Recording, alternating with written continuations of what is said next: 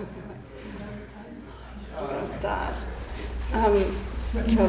Welcome. We're just going to have an informal chat, panel discussion about, that this is the 40th Nelson Composers Workshop, and a little bit of reflection, also a bit of looking forward, and talking a bit about the impact of the workshop over the years for, I guess, composers, also how our performances have been impacted, and it'll just be a general free-flowing chat.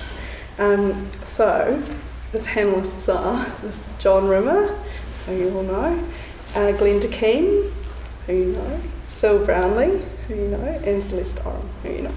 And I just thought we'd start by each of them introducing themselves and talking a little bit about their relationship with the Composer Workshop and how they came to be here, what their roles might have been over the years, and perhaps some impressions, and then we'll just go from there.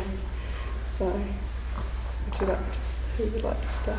Glenda, would you like to start? John should start. Thank you, Glenda. Yes, I'm John Rimmer. I came to the very first school 39 years ago, 1982, and I really enjoyed that first school. I didn't know what Nelson was like, but I was determined after that first school to come to as many others as I could. So I used to look forward to this Composers Workshop. It was like a beautiful musical landmark in my year's program. The thing I got out of that first school was meeting other composers at all different stages in their composing career. So there were students from Wellington and Auckland. For some strange reason, there were no students from the South Island. But never mind, we had a lovely school, and we had performances during the day and in the evening. And from memory, some of the performers were local. There was even a small orchestra that played our pieces. In those days, there was a radio station, Radio Nelson, which employed musicians on a part-time basis. And Uwe Grod used to conduct that orchestra. And in fact, Uwe's wife, Mary, was the director of the School of Music here in that first year. And prior to her being the director had been Donald Morris, who some of you may know. And he had suggested the idea of having a school here. So I came in 82, 83 and so on, and every time I enjoyed the camaraderie, enjoying going to the coffee shop across the street by the cathedral called Shays Eelco. It's no longer there now, but it was a real institution in those days. I could see the effect of Nelson on the young composers. They were just enjoyed coming to the school because it was a national event. People came eventually from all over New Zealand. So that's my impression. A great source of inspiration. It really fired me up to go back and continue composing or start a new piece. Thank you. Very good. Glenda, would you like to go? Cool, yeah. Absolutely, yeah. Thanks, John. I really enjoyed hearing that, and it's how Nelson felt to me as well. I came here in 1982 to the first one. I think, John, you gave me about 6 days' notice that there was this thing happening, and if I could make my way to Nelson somehow, that I could come and participate. And I was a young composer at the time, very inexperienced composer, but things sort of fell into place magically. I'd never even been to the South Island before, so that was a journey. And I met a lot of people who were just names to me, or weren't even names until I met them. And those people, a lot of them have been hugely influential over many years. And the names and the people I met were my co-students, but also the teachers. what I think it did is to create a sense of there being a national collective of compositional activity that we could belong to, and we weren't just sort of in our little, I can't use the word bubble anymore, but we weren't in our little spots around New Zealand with our teachers in our university, and then that's as far as it goes. It gave a really good window on what everyone was doing in different places, and that built a sense of connectedness that has persisted ever since. Yeah. So I came in 82, I came again in 84. I didn't come in 83 because that year it clashed with National Youth Choir that I just got into, which was the other sort of national collective that I really enjoyed being part of. And then after that I moved to the UK for 9 years. And I found similar things to Nelson. They weren't the same, but the Dartington International Summer School was great because they had a composition stream. So I brought my kind of Nelson attitude to Dartington. And it provided similar things, but yeah, connecting to the Europe scene there. And then a few years later I went to Viitasaari, to one of the many summer schools they have, or used to have at least in Finland. And then when I moved back to New Zealand I came to as many Nelsons as I possibly could. So yeah, it's remained an essential way to sort of keep track of what's going on where, and to remain as networked as possible. And by that I don't mean networks as in, oh, I'm going to meet someone who's going to play a piece that I've written, and you know, it's not driven by self-interest, it's driven by curiosity. I think that's the spirit of Nelson in my mind, plus the blue skies and cold days and the fact that your ears don't get that cold in Auckland. It's quite special.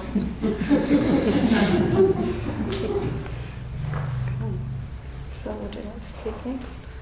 Yes, kia ora koutou. I think my feelings about Nelson are very echo what John and Glenda have said. I first came to the Nelson Workshop as a student in 1993, and I've been off and on in various capacities ever since then. And it was experiences of the Nelson Workshop were formative for me as a young composer. It's the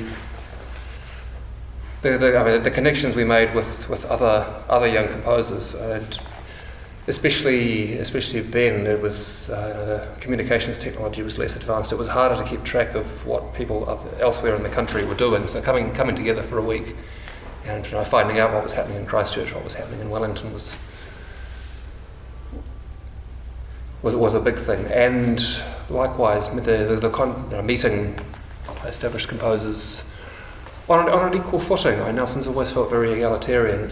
So you meet people whose music you've heard, people whose names you know, and they're just sitting at dinner with you.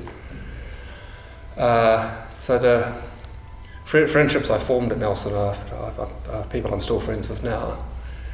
In thinking about it, preparing for this, I feel like what we have in the Nelson Workshop is sort of a big part of the sense of community we have as New Zealand composers. It's forged in places like this.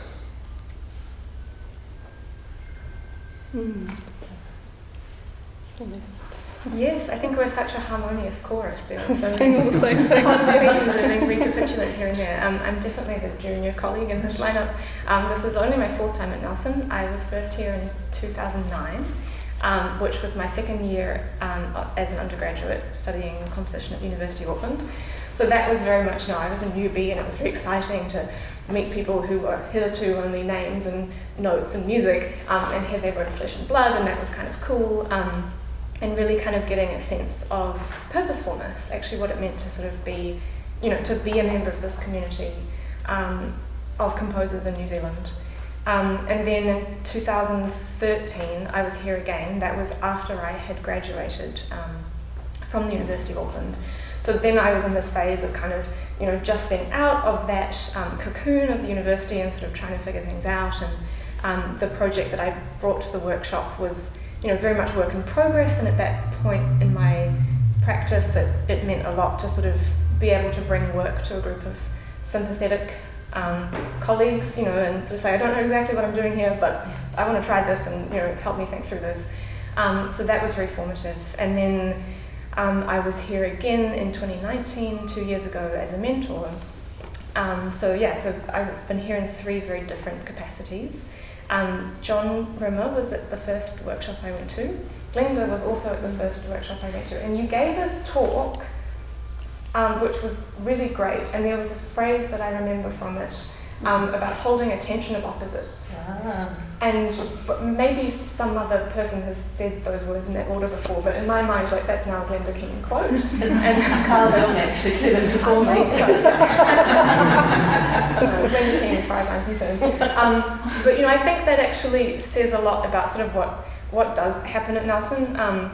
In a productive and friendly way. At its best, there are so many musicians here, and we're each kind of guided by our own star in so many ways. And those can lead us in very different directions, but we can sort of all enjoy music together and enjoy the difference in each other's interests and practice. And certainly, again, I think Nelson at its best is really a magnet for all sorts of musicking. John has alluded to this, how people kind of end up flocking to the Nelson Workshop, be they Nelsonites or otherwise. People often who have been overseas, expats, find their way back to the Nelson Workshop. The second time I was here, my mentor was Dorothy Carr, who had been in the UK for many years, but was here for the NZSM Composer in Residence. So that was really great to kind of get that, extended New Zealand composer family connection as well. I think there are a few of us who fall into that category now here again this year. But always, I think, throughout every workshop, there have been some constants. There has been Phil Brownlee recording things for posterity. There has been Alan Wells, our official, unofficial chronicler of the Nelson Workshop, who brings so much perceptiveness and, keen listening and history and perspective to what we do. And there's also such a great cross-section of all the different ways there are to engage in composing in New Zealand. And that can mean, being a full-time professional, composer. It can mean being a student. It can mean being a great lover of music throughout one's life, and finding great sort of satisfaction in the practice of composing as kind of a side job or a day job, or a side project. And how each of us fall into those categories, brings up some sort of structural questions about the industry and the nature of composing, which could maybe be another panel. But we all sort of come together at Nelson, and as has been said before, on equal footing, and that's always a joy. Great, thanks. I should also say perhaps that I first came here as a student as well when I was doing undergraduate studies at Victoria, and that was in the early 2000s. So it feels like, and then I was a mentor here a few years ago as well, and I came as an observer once actually in 2009. So it's been really great, I think, for me also to engage in all of these kind of different ways. So I thought we could also talk a bit about maybe how Nelson has changed or evolved, or what the different formats have been, or how things have improved, or what has dropped away, just in a kind of assessing of how we've come here. If any of you have any ideas about that. Like Phil mentions technology, and how coming to Nelson in person was a big thing, and now how maybe we could, even looking forward, could adapt that somehow now that we can all be in touch. Well, one of the things I've noticed in the workshops I came to was the standard of performance seemed to rise year by year. And I think back to the very early ones where the performers were local people who gave their time to help us, and I really appreciated that at the time. And then we started, we had a couple of performers from Victoria University in that first year. I can remember Erica Chalice, the horn player, coming. And then from then on, we seemed to have more and more performers, professional performers coming. And those people gave up their time to play our pieces, and that seemed to me to grow year by year. So those particular performers became very interested in what New Zealand composers were doing, and I think they got that initial experience here. That seemed to be very important at that time, and I'm sure that's something that will probably continue as well. So the standard of performance I look back on with great encouragement. It's also the opportunity to, even as a fairly emerging composer, to get used to talking with professional performers and actually having conversations about, can you make this sound instead of that sound, or is it possible to play this bit up to speed? Or, tricky questions that you need to have confidence to ask a performer, and the performers need to also find ways to politely say, not really, or that would take me a month of practicing, and then yes, I probably could do that one thing, but maybe it won't happen tomorrow. It's building the dialogue, so it's probably not a very good characterisation, but nevertheless it's having experience at those all those kinds of interactions. And also in the workshops, when each piece is actually presented, the composer talks about the piece and people ask the questions or make observations, and all of that it's fresh. You've just heard the piece and there you are trying to defend it. Well, the composer might be feeling defensive, that's always possible, but also everyone in the room is trying to put into words and experience something about the experience they've just had, having just heard that piece for the first time, in whatever state it might be. Yes. And so there's that kind of on-the-fly evaluation kind of process, and just learning to speak out in a group. I was so pleased you said that thing earlier, Antonia, about giving a pause, so that the people who might only speak when there's a gap are given the chance to speak, because that's where the confidence grows. Yes, I think so. I mean, I'm one of those people, so yes, I think the dynamic, I wonder if the dynamic has changed from the early years compared to now, or in the relationship between composers and performers and that kind of collaborative vibe. If performers are seen to be professional, or there's a different hierarchy, or whether we can really engage and create meaningful collaborations with performers that then move on outside Nelson.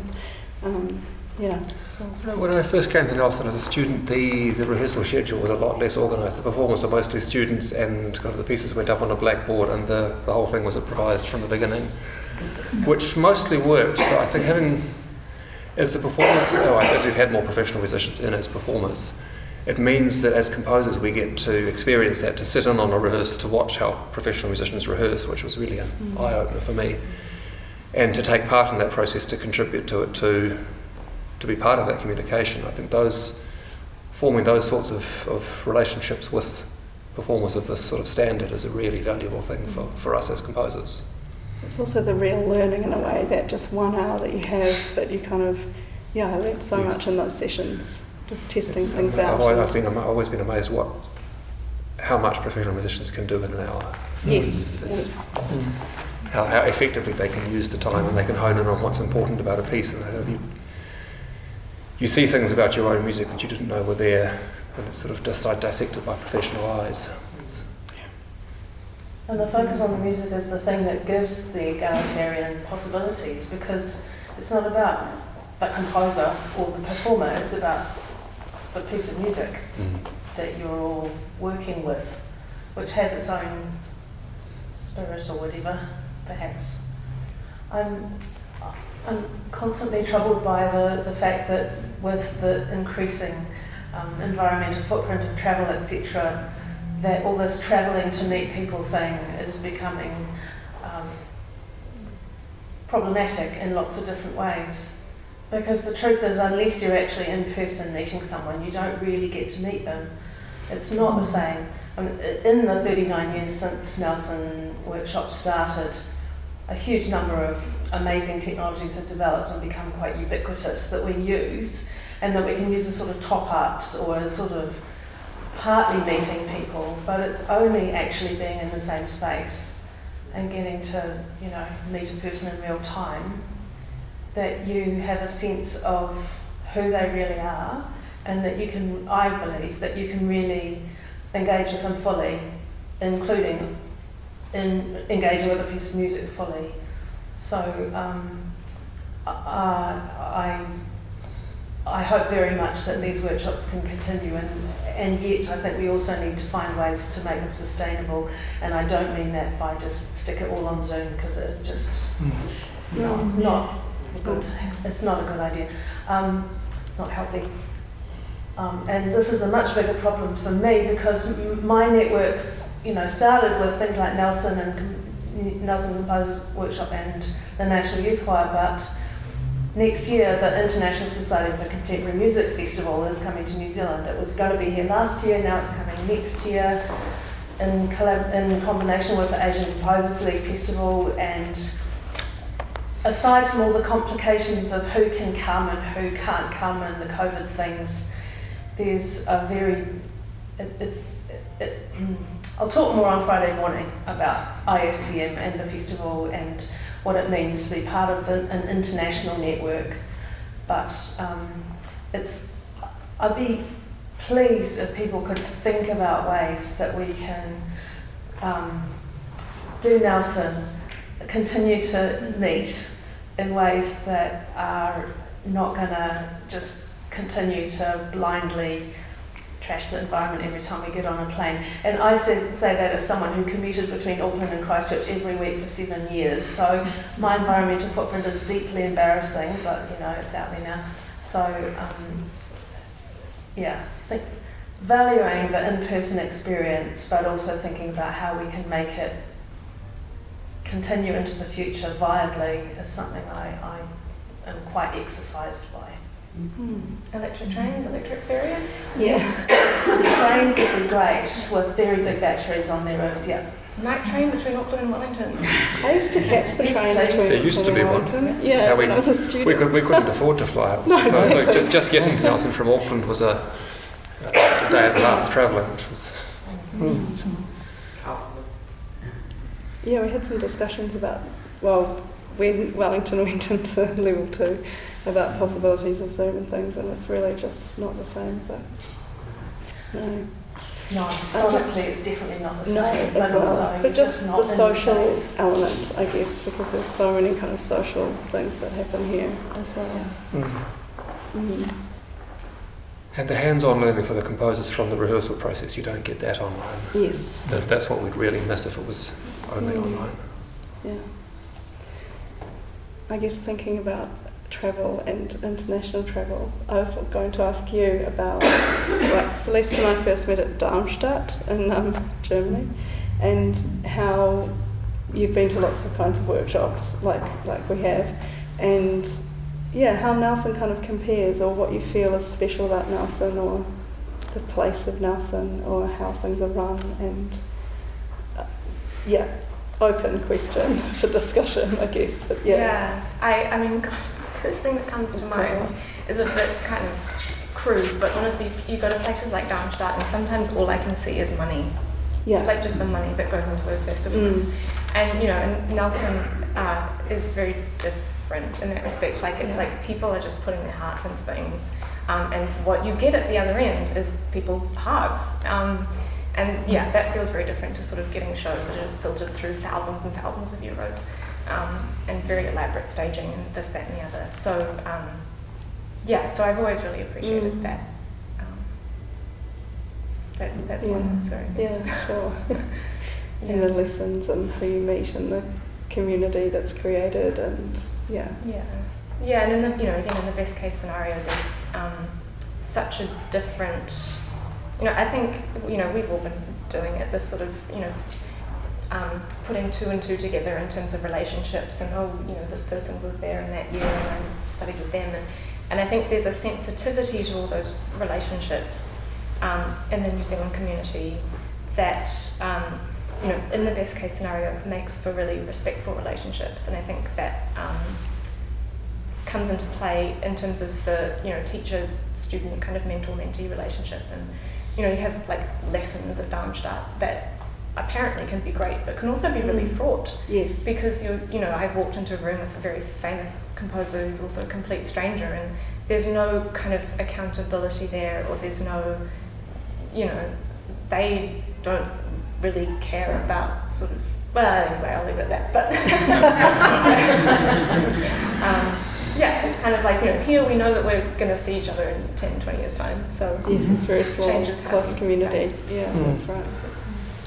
One of our students, Neville Hall, who now lives in Slovenia, went to a composer's course in Italy a few years ago, and it was conducted by a famous Italian composer whose name escapes me. But anyway, there were 15 people on this course, and it was held in a large castle kind of building.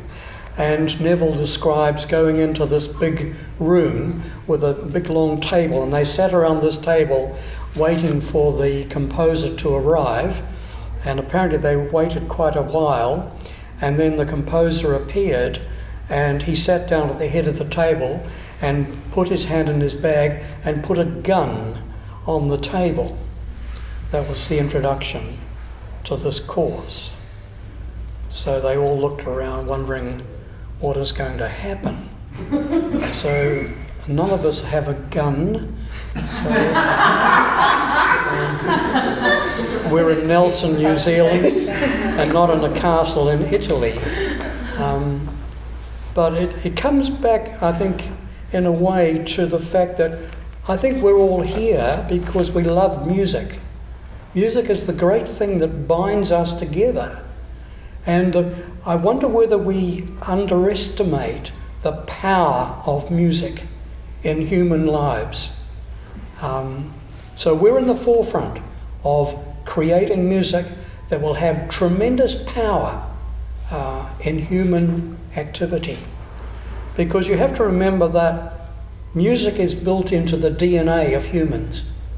Every human being is a musician because he or she is human. And with that philosophical statement, I'll leave you to sort it out.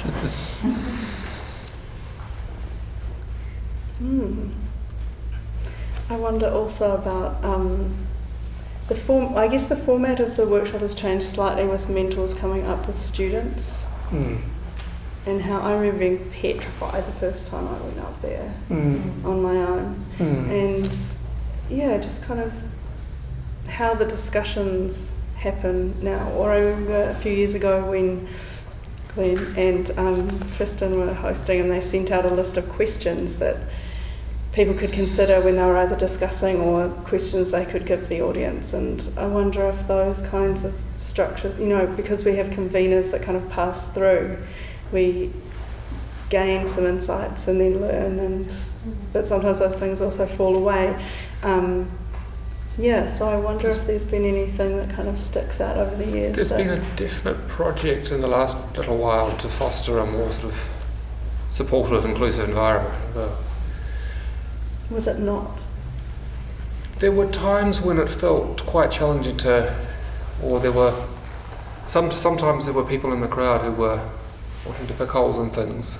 You sort of felt like you were defending yourself after your piece had been played, which was in a sense exhilarating, but also quite nerve-wracking, and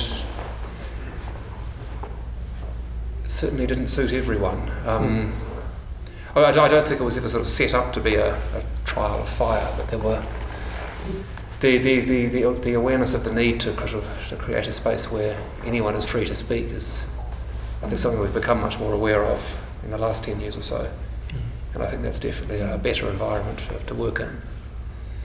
Yes. Yeah, some of the sessions could be stormy after a piece had been played, and there seemed to be a particular group from one particular university that sticks in my memory. and they've all done very well. But I couldn't wait to join them. Well, sometimes if it we're wasn't thinking of the same. necessarily directed to the composer either. It was There were between each other and the just crowd. there was Discussions. egos that clashed and people That's just right. wanted to fight. Yeah. And it didn't really matter what had just been played. Yeah. And it's also very revealing, though, isn't it? If you see your university teacher doing battle with someone else's university teacher, it's a little bit like, not this is a bad analogy, but it's a little bit like, watching parents argue with the neighbours or something. Yes. It's sort of, but, okay. Maybe 20 years ago, people were more sort of attached to stylistic schools, and there were kind of these battle lines drawn, which I feel have been. We've got past that. Yes. Talking about battles, I remember having a wrestling match with John Cousins at one of the schools, and it was to prove a point about the interaction between two people. So he summoned me to wrestle him on the floor. And, well, I didn't win, but he didn't exactly maul me. But it was just the way in which he wanted to move, and he felt that wrestling was the best way of demonstrating it. So. John, Okay. you've just jogged my memory. I remember a wrestling match as well, a different one, which ended up with a broken bone. I mean, I wasn't involved in this. There were two others involved. It was a Yes. Yeah. Oh dear. Why That don't we was just talk each other? that was more in the social environment, though. That wasn't performative. that had less to do with music. Yeah. Yes, I remember that. And through, I guess, topics of discussion or things that you learnt that while you've been here over the years, are there any memorable discussions? Any big epiphany moments for you personally? Or I wonder how, speaking of the impact of Nelson, what were the kind of moments along your journey in Nelson which kind of stand out as... There were some interesting ethical discussions that I remember. Yeah. Things like, borrowing music from other cultures.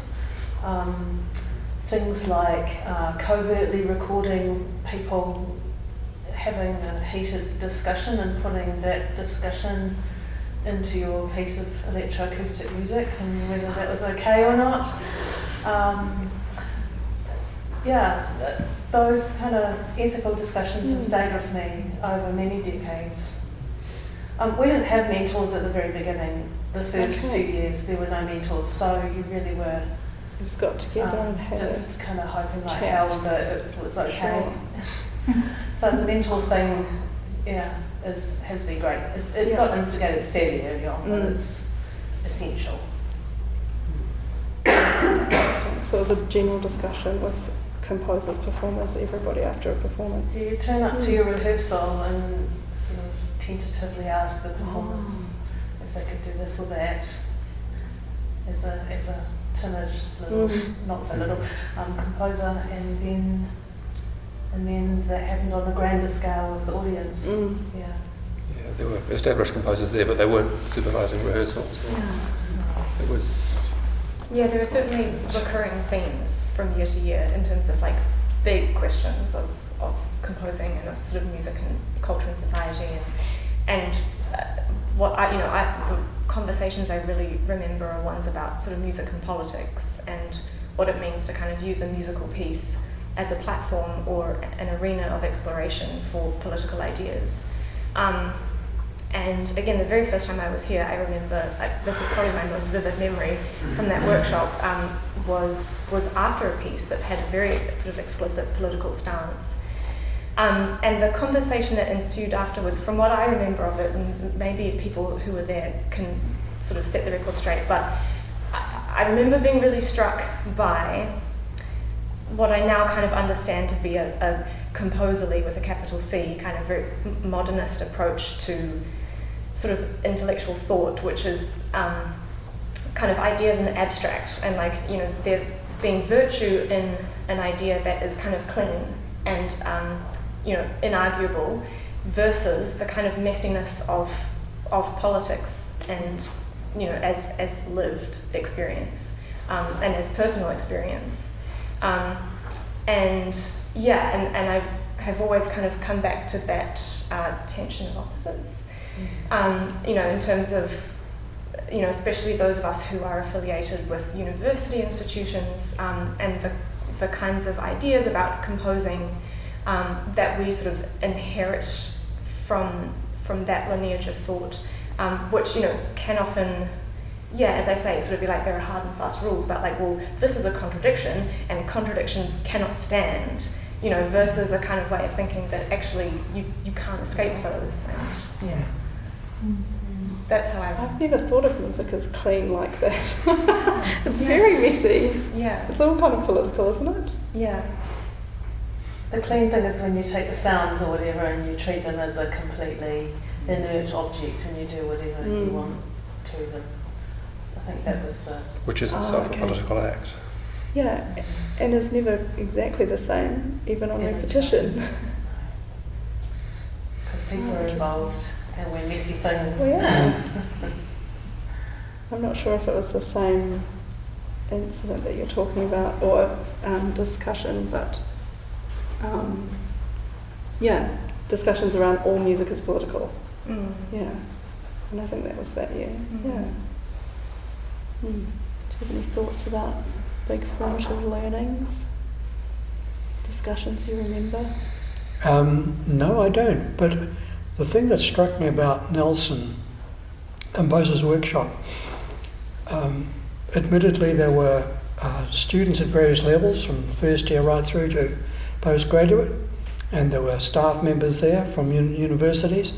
But at the end of the whole process of Nelson, I felt that we weren't necessarily lecturers and students. We were a community of learners. So we learned a lot from each other, and that was terrific. I really enjoyed that. So that community has lasted with me for many years through Nelson. I'm definitely here to learn this time. That's my main driver. I'm curious. Yeah. It's always a good reminder for me, because there have been like several years elapsed in between visits to Nelson for me, and it's great to sort of discover how much has changed, how much sort of institutional cultures within different universities have shifted, how much sort of ideas about music have shifted, interests of student composers and composers generally have shifted. Like, it's always new, which feels very invigorating. Do you have any other thoughts, ideas? Just the way the scale of the discussion could shift, as you can go from talking about very small technical details to suddenly the big question of who are you and why are you doing this, and that's those sort of moments have been some of the most interesting discussions over the years for me.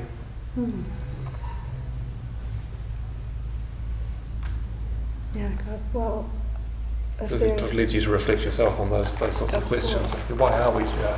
Why do we do this?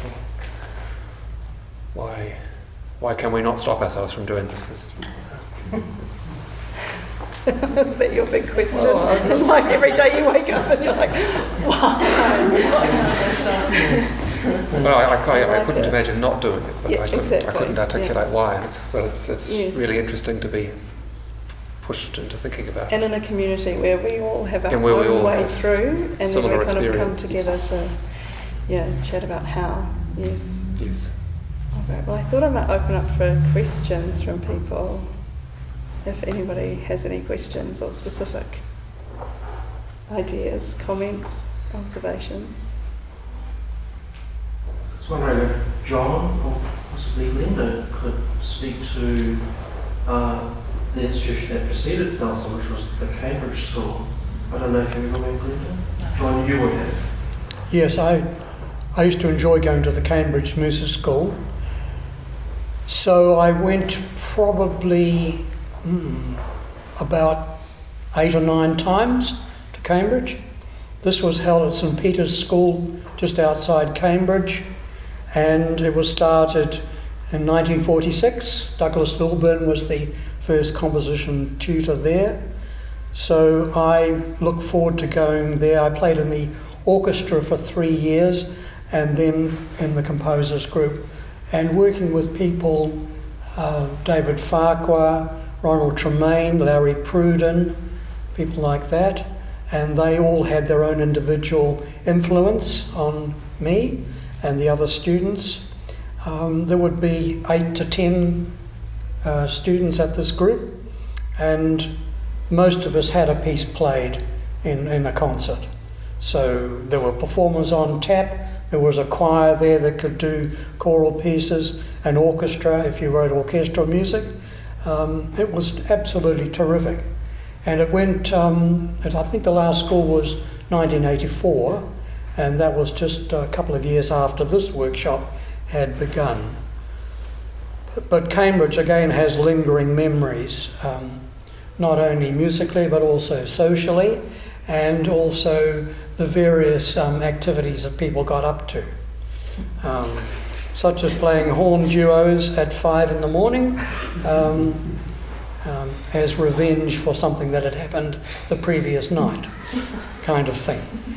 So, but Cambridge was terrific, and there's a whole folklore that's being built up around Cambridge. It's a great Radio New Zealand documentary about it too. Yes. Which I think you can still get to online. Those of you who attended as students, being quite be so curious to hear what you recall your piece being and perhaps what you learned from it. You cut me out, I never came as a student. Unfortunately, I never had a piece played here. Apart from in the concert. Well, not yeah. Like Well, that's different. Yes. But not as a student. I never had a piece played as a student with a discussion about it. So I missed out that aspect. Yeah, I was going to say, have you ever thought of submitting something just to have it workshopped? There's no reason for it to be students necessarily. No, I hadn't thought of that. Oh, okay. Maybe we'll be clearer. So someone else better answer that question. Okay. I think for me it was the chance to have hands-on time in the rehearsal process in a way that we didn't have time for back at university. We were just, one of the great things about coming across as a student was just getting away from all your other life pressures and just spending a week immersed in music. And rehearsing with performers in that context was allowed us to get deeper into the piece than we could have at home. For me, as I kind of alluded to earlier, the second time I was here, after I graduated, the piece I brought was kind of very experimental, like for me largely, it was an experiment for me. It was a video score. So that then, and the performers were kind of instructed to physically mimic and recreate what they were seeing. And whatever sound resulted would be kind of incidental. And so that was a really good lesson in basically communicating with performers and also doing this really tricky thing that anyone engaged in experimental practice kind of negotiates on the daily, which is how to set the bounds for experimentalism. Like what do you tell performers, and like what do you not tell them, in terms of like how do you make clear the things that you want to remain indeterminate and surprising, and yet kind of give them a way in, especially if they may be a little trepidatious or otherwise stressed by the kind of novelty of the scenario. And that's something I'm still working out, but that was really valuable and informative for me at that time. Yeah. The first time I came, I had some tiny little pieces for, I can't even remember, I think it was a quintet.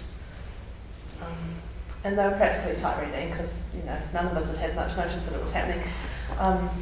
But I remember just being, it was like going from black and white to colour. It was just suddenly the music had taken on sort of an extra dimension that I hadn't had that experience before. It was fantastic.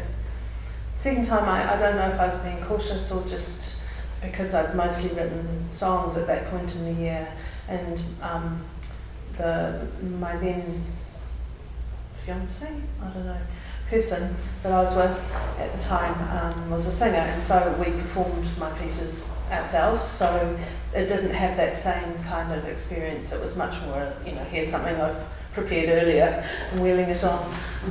But still, it was really good to get the feedback from the community of all around New Zealand musical thinkers. It made a huge difference to how I felt about those songs. Yeah, so 2 different experiences. It's such a precious resource, like that those 20 minutes or whatever it is after the piece, when you have a lot of really smart people paying rapt attention to your music, like that's just such a privilege, and it happens once a year, really. I guess I came a few times with different student works, and first off was a solo clarinet piece that I wrote. And I just worked with, I'd actually worked on it back at university with a clarinetist there as well.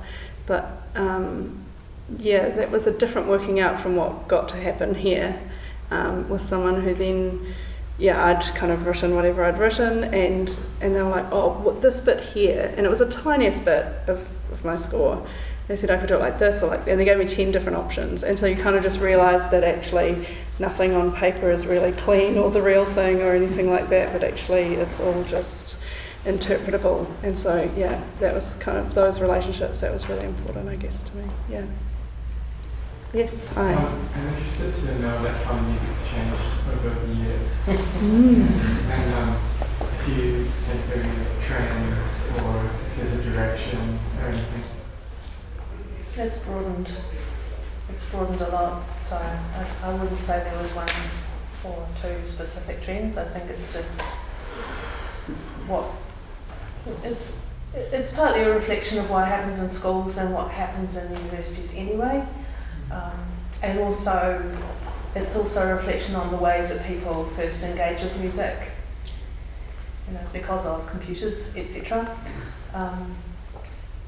But definitely stylistically it's broadened a lot, in people's language about what it is that they're listening to and what it is that they are listening for has correspondingly broadened, I think. Would that be a lot to do with what technologies have been available over the decades too? Well, the technologies mean that you engage in things sort of stylistically differently as you're emerging into your own personal style, but they don't necessarily dictate it, they just nudge you in certain directions.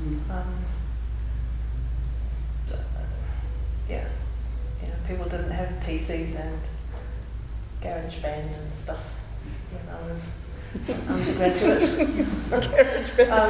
If you wanted to do electronic music, you went with John Rimmer into the electronic music studio and you put some patch chords from here to here. And you got instant music. You got instant music, You didn't have to wait for a computer to calculate it. No, it's true. But you had to have the keys to the room. As long as the tape was running. That's right. Because you could never make the same sound again. No.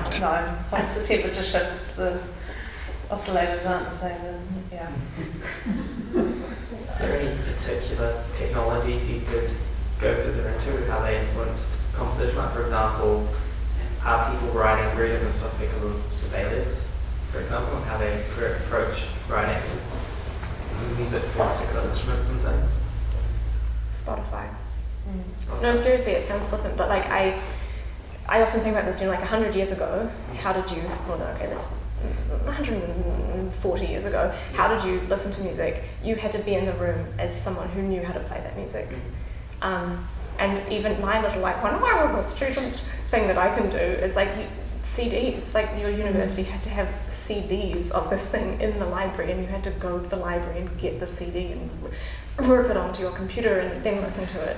But I think even just in the last 10 years, the volume of music that is available to freely and instantaneously listen to has just changed everything. And access to, not just New Zealand. And how does that, how can you see that in the music that you look? Is that just more diverse pieces of music, or is that more certain trends from overseas are coming to New Zealand that previously was more? I think all of the above. Yeah. And also, the classic thing that someone can put whatever they want on Bandcamp and there it is for your listening pleasure, rather than someone has to release something on Naxos and then you can listen to it. Yeah, I've put all my electronic and computer music onto SoundCloud. So I think one piece has had several hundred hits. So that tells me that there's an international audience out there that's listening to these pieces. And I mean, I don't get any money for it, but it's just the joy of knowing that someone's listened to your music somewhere on the planet. And that's important.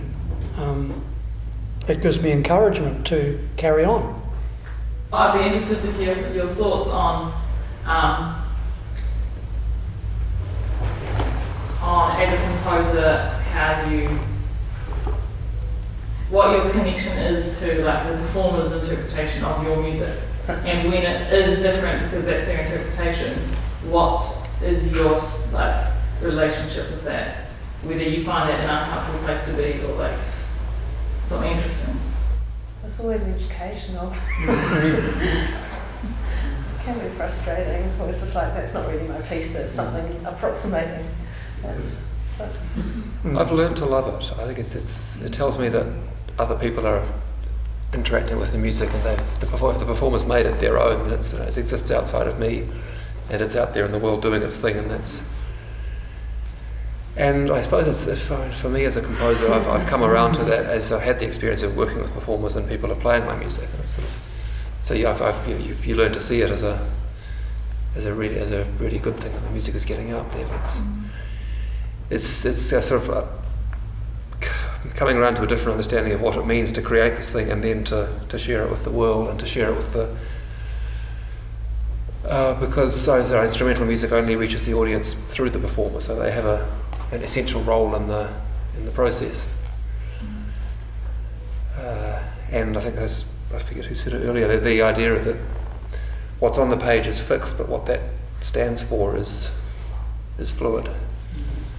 And it's something I've become very interested in when I'm composing instrumental music is that relationship between what you specify and what you don't, what's essential to the piece and what's open to the performer to supply. And that's just to speak of like musical notation, like dots on paper. Yes. Yeah. That's such a great question. I think one we could all keep in the back of our mind during the week. For me, it's like that encounter with a performer immediately, or maybe not immediately, but when you think about it afterwards, hopefully kind of illuminates the context that each person is coming from. Because I've had this experience so many times with stuff that I thought was obvious, or I just didn't even think to put it or specify it in the score, ends up being interpreted completely differently. And when you then kind of reflect on that situation, you realize what your priorities are as a composer. You realize what is actually really important to you. Like, no, it really has to be like this, as opposed to like, oh no, it could be like that. And you also get a bit of empathy for the performer as well. It's kind of like, oh, I see where you're coming from. It matters to you that you like can keep your tone secure, because that's like everything you've ever been taught, and how you think people are going to judge you as a performer on stage, and it matters to you to like have a solid sense of pulse, because that's how you're going to not get lost, because you're worried about lack of rehearsal time. Like all of these really nitty-gritty things that you start to kind of, it gets you below the surface of the whole iceberg that is music making. I had a piece played by about 18 to 20 performers as part of a competition one year. The piece was about 10 minutes long, and the interpretations ranged from 8 minutes to 12 minutes. And it didn't worry me that people were taking that amount of time difference, because I regarded the piece, because it was some time after I'd finished writing it, I regarded the piece very objectively. So it was out there, it wasn't inside here. And but I did find it very interesting, the way in which the passage of time went in those performances. Yes. One of the common motivations in the arts is clearly to communicate. Mm-hmm. I just wondered whether, it's just a question really for the organisers, whether in the past or in the future, whether you ever would consider having like a parallel workshop where you might invite a group of visual artists who are involved, say for example, in installation or something, to come and do a parallel workshop that you could then share results and discussions with. I feel like this wouldn't be parallel, it should be all the same thing. Well, yes. It would create I think, a very good collaborative atmosphere. Yes, absolutely. And so much to be learned, because people constantly looking for stimulus. It's true. Often from other art forms, and the concerns are exactly the same across all. Yes. So there's a very fertile potential there, I think, for discussion, collaboration. Absolutely. Fertilising, each other's kind of thought patterns, intellectual kind of ferment, which I think would be get it out of the academic realm a little bit too. Yes, agreed. I mean, from an outsider, this is my first experience of Nelson Workshop. I've had the opportunity to be invited in the past, but it just hadn't worked in terms of timing. But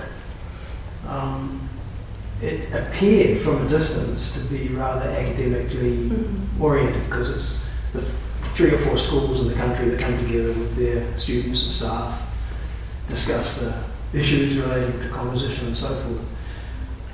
It always felt to me that another ingredient kind of pushed into it might just help to percolate and create something a little bit more dynamic, perhaps. I don't know. It's just I thought. We'll ask you at the end how dynamic you think it's been. Sorry? We'll ask you at the end how dynamic you feel it's been. Yeah. Because I think I'm looking forward to experiencing. Yeah, from the outside it's probably a little bit different from the inside. And also, where in history a lot of the performers and tutors would be coming from universities, now a lot more like freelancing. So I guess that brings a different kind of perspective. It doesn't. Well, yeah, I do remember as a student here, it felt like this school, that school, and it was very kind of delineated. It's a bit scary to talk to someone from a different university. You kind of keep with your own, and which I don't think that really happens as much anymore once the week kind of progresses. But in other years, we've had installations set up by sonic artists as well. So there's a way that CANZ is trying to bring all. I do a lot of collaboration with other art disciplines as well, and I feel like it is a really fertile area. Yeah. But also that reluctance to talk to people from another centre that you don't know yet doesn't just happen at the Nelson workshops. I remember the first rehearsal I had in the National Youth Choir, and there were these altos behind me. And in the break they said, "Oh, where are you from?" And I said, "Auckland." And they said, Auckland. One whole turned out they were from Christchurch, but it was just, okay, it was my first encounter of that kind of you're from over there. It's like, okay. Oh, well, that's something to get used to. Yeah. Cool. All right then.